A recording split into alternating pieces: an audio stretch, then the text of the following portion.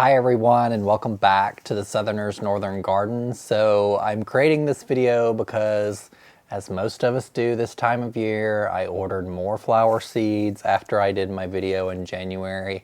And so those of you who joined me Sunday for my live, I really appreciate it. It was really fun and it went really well. In that video, I went over a little bit of some of those peppers I was starting this year. There were some additional pepper seeds that I had placed in an order that I got planted on Sunday. I talked about a couple kinds of violas that I was planting. I don't have germination on any of those things yet. Peppers can take, a week or more to germinate depending on their conditions.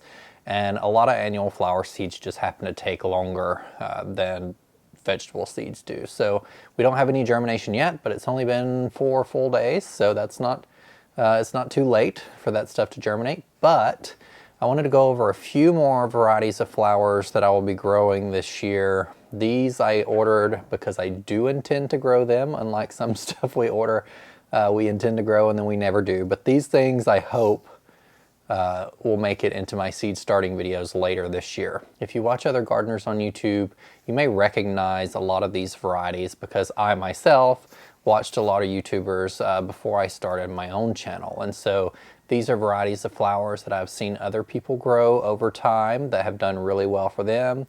And so I'm incorporating them this year into my catalog of seeds, basically, to grow them on. And so the first one I wanted to go over that I'm really excited about, if you've been following along for long, that I really love interesting foliage in the garden. It's something that makes the garden very special, and there's a great texture that you can add anytime. So I'm going to be growing Mahogany Splendor Hibiscus. I'll put a picture to the side of these plants so you can get an idea if you want to pick them out, and I'll try and put the names below. That way, if you're interested as well as growing them, you can find them easier. So all of the seeds I'm talking about today came from Select Seeds or Swallowtail Gardens. And so I've ordered from Swallowtail before. This is my first time ordering from Select Seeds, but I really love their seed packets. They're really beautiful and have beautiful pictures on them. They're simple. They have all the planting instructions on the back and the growing instructions. So Mahogany Splendor Hibiscus is an annual hibiscus. You can grow perennial hibiscus from seed, and I have done that in my garden. There are only a couple varieties available. I think one's called Pink Swirl or something of that name, and then there's like a reddish color one. There may be some other varieties, but those are the two that I've come upon that you can grow perennial from seed. And so Mahogany Splendor is really great in arrangements for cutting, and that's the primary purpose I will be growing it, is to add it into arrangements throughout the season. I'm trying to incorporate a lot of stuff this year as far as annuals and also perennials, which we'll get to in another video. Since last year, I worked on introducing a lot of small shrubs to my garden, and those will take a couple years to develop, so I need to fill space.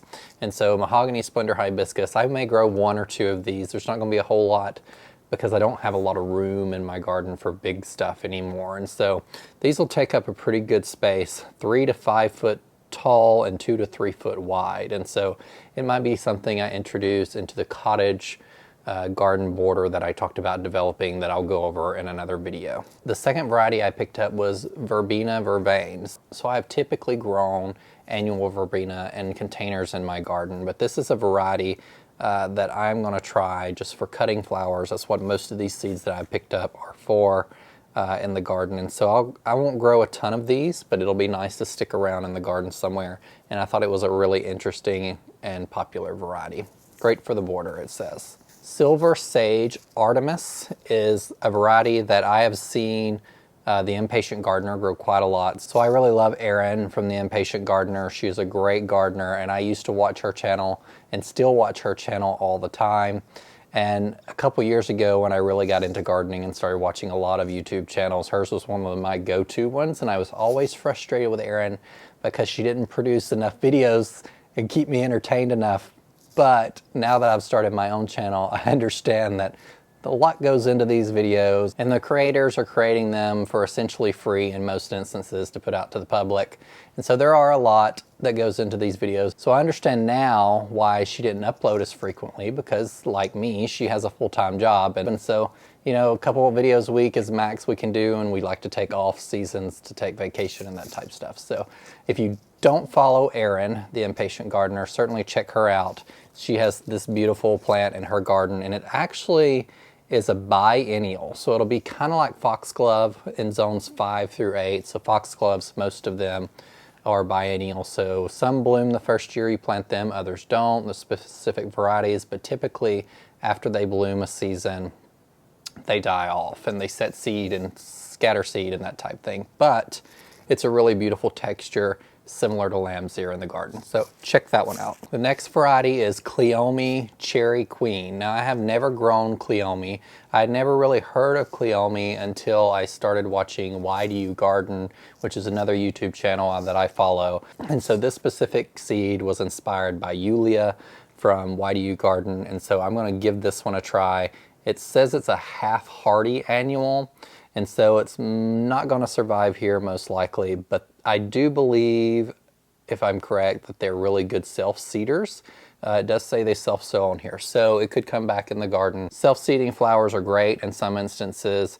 You may not always have luck with that depending on how much mulch or any chemicals that you apply to your garden. So 𝗖𝗢𝗗𝗡 is really exciting and a nice cottage flower that I'll be adding. I'm growing a couple amaranths, and so this one's called Green Thumb.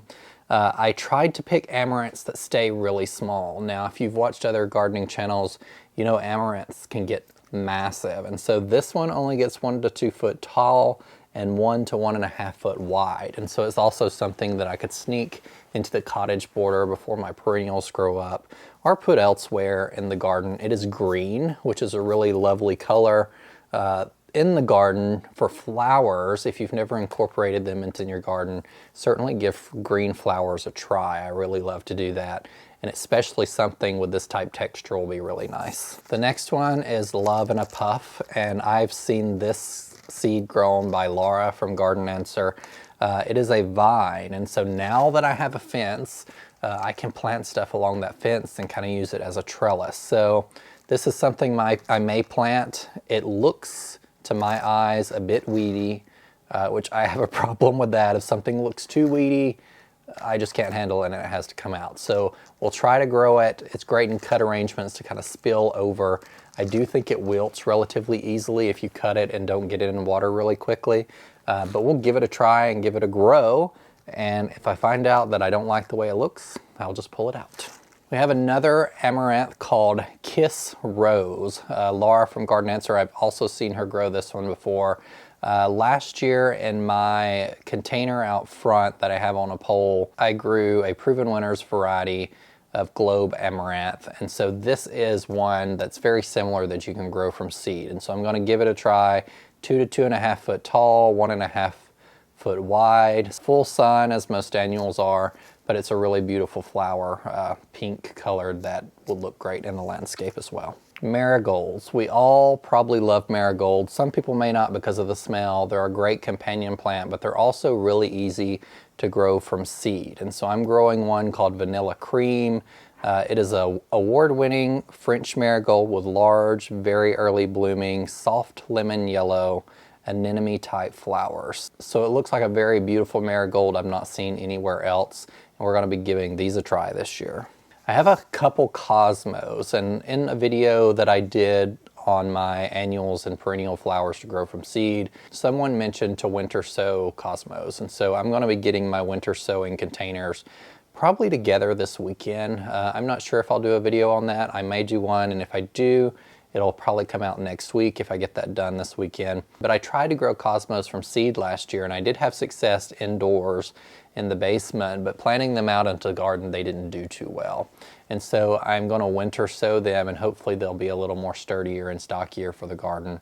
And I'm just going to spread these around the garden. So I have Xanthos Cosmos, which is a really beautiful color, and Double Click Snow Puff Cosmos. So also another beautiful color. I typically lean a certain color range: yellows, pinks, purples, and a coral color. And so most of the things you see that I plant are going to be in that color range. I am also planting Purple Prince alternanthera, and so you typically see this in the garden center just as an annual. I actually didn't realize you could grow it from seed, and so I was really excited to kind of find this because last year I planted some in containers and some shade containers that I had on the front porch, And I'm just going to be growing that one from seed this year so I can get a few more plants, basically for a few dollars. And the last one, as I went over in my annual and perennial seed video, is another zinnia. I know I showed you a whole pack of zinnias that I purchased last year from Floret, and all the varieties that you can imagine, but this is one I really love, the Queen Lime series. And this is Queen Lime with blotch, and it's a really, really beautiful rose purple color with rose pink crowns. And so this will definitely be one that makes it into the zinnia mix that I'll be starting in soil blocks later this season. So if you've never grown in soil blocks, it's super easy and is probably the best way to start stuff, in my opinion, that doesn't need much time started early, but that you want to protect a little bit. And so last year I started all my zinnias with soil blocks. I may experiment with like some cucumbers this year too, because I have a bigger soil block. I don't have the little tiny ones. And so soil blocking with my zinnias this year is something I'll be doing most likely the 3rd week of April, since our last frost date is kind of around the last week of April through Mother's Day. I typically give them about 2 weeks in the soil block, to a little longer, to get them established before I put them out. And it was super easy. Zinnias also direct sow excellently, so if you don't want to start them ahead of time, just direct sow them in the ground and give them a little bit of water and walk away. You'll have great success just doing that.